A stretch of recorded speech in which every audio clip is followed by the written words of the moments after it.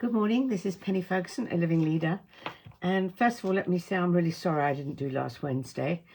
I'm sure some of you came on and thought, oh, she's not here this week. It was not a good week for me and I wasn't feeling terribly well, and I thought, no, I'm going to give it a miss. So forgive me, but here I am again.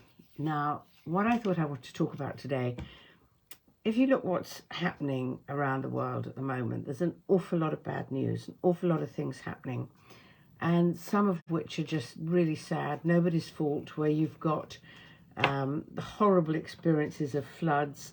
Can you imagine being in your home and either having to move out knowing that your home is going to be flooded with filthy, yucky water and everything's going to be ruined? And, you know, it's happening to so many people. And then you've got other people who are in the middle of awful traumas and wars, and you know, so many people are having really rough time. And then just, you know, there's a lot of companies at the moment making a lot of people redundant. So suddenly here you are, the cost of living's gone up and you lose your job. And how the heck do you cope? And an awful lot of us are not in that space. We've got a great life. Our jobs are secure, well, especially if it's your own business. And we've got a lot of good things going for us. And sometimes I think we take a lot of those things for granted. And maybe we don't appreciate enough. We're very apt to focus on the things that are wrong rather than on the things that are right. And there's a habit that I started years ago. I like to say I do it every day, but that would be a lie. I do it when I remember. I probably do it about 3 times a week, maybe 4 times a week. And sometimes even a week goes by and I forget to do it entirely. But I do my damnedest to do it as often as I can. And I have books that it's much more than my first one. I have books that I write in, and I call them my gratitude books. And I write in them, and sometimes there's a lot of repetition.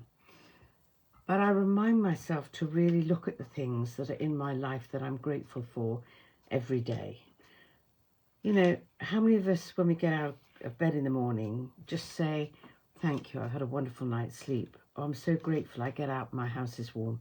I'm so grateful that when I get out of bed, I have a shower and I turn the tap on and I've got hot water. I'm so grateful that I have electricity. How many of us even think like that? We just take it all for granted. And yet, how might things be different if we bring those things to our conscious awareness?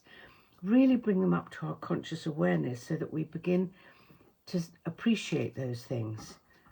And I believe that when we do that, we attract more of those great things into our life, and it makes us value our lives and what we have that much more. How many of us are really grateful for our health? Do we think about it? We take it for granted. But then when we're ill, that's what we put our attention on, rather than looking for the things that are actually good. And, you know, as you all know, last year, 2022 was not a great year for me. What with operations, what with the business, there were so many things, you know, and I lost my favourite dog, and as you tell, still gets me. I had so many bad things, and the temptation was to look at those all the time and forget to say, what are the things that I've got in my life that are great?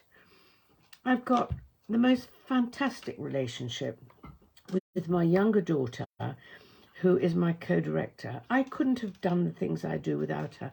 Am I grateful for that every day? Mostly I remember. I've got the best housekeeper in the world. How often do I write down how lucky I am? I've got a home that I've paid for, you know, over the years. How often do I remember that I'm really grateful to have that?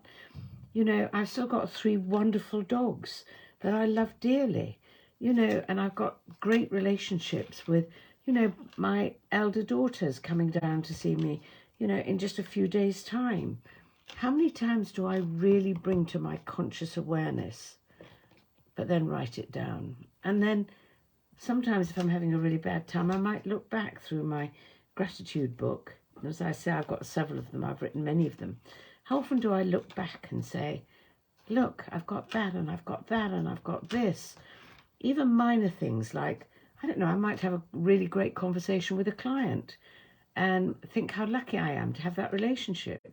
How often do I write that in my gratitude book? Well, I've been writing that quite a lot recently because I've been having some wonderful relationships and wonderful discussions with some of my clients. So I would say to you that doing a habit like that is really well worth it. I had a conversation yesterday with my heart consultant, the cardiologist who discovered I had a problem. And she's become a good friend, and she also attended our program. And she said how she has now acquired the habit of doing her gratitude book and what an amazing impact it's had on her. Not just on her, but on her team as well, because she feels better about herself, she feels better about life. And you know that in the NHS, things aren't all easy. So I really recommend you think about doing this. You know, aim in the beginning for maybe just 2 or 3 a day. Maybe just aim for a few. If you can get up to 10 a day, it would be amazing. Oh, Noala, thank you. I've just had a note saying she loves it and she thinks about them, but she's going to begin to write it down. It is worth it. It has such an amazing impact, so I do recommend it. So that's my thought for you for this week. And I will say to you now that next Wednesday, I will not be doing my live, but there's a reason for it. We're starting once a month, and it will be the last Thursday of every month. I'm going to be doing a webinar, and it'll be an hour's webinar. And that webinar, I will be from nearly all of them. I'm going to be talking to some of my clients, people who I rate as amazing leaders, people who've not just I've worked with them and hopefully impacted their lives and their business, but they've impacted mine. And so we're going to have a conversation with them. However, to kick off, it's actually going to be me being asked questions on next Thursday, by my daughter, who you all know is my co-director as well. She's going to be asking me all sorts of questions about leadership, how I got into it. And I'm certain she's going to put a lot of focus on responsibility and what that means to me, which of course is such an important part of leadership. So I won't do the Wednesday one. I don't want to do overkill and be in front of you too often. But please do consider joining on the Thursday. It's at 1 o'clock on Thursday.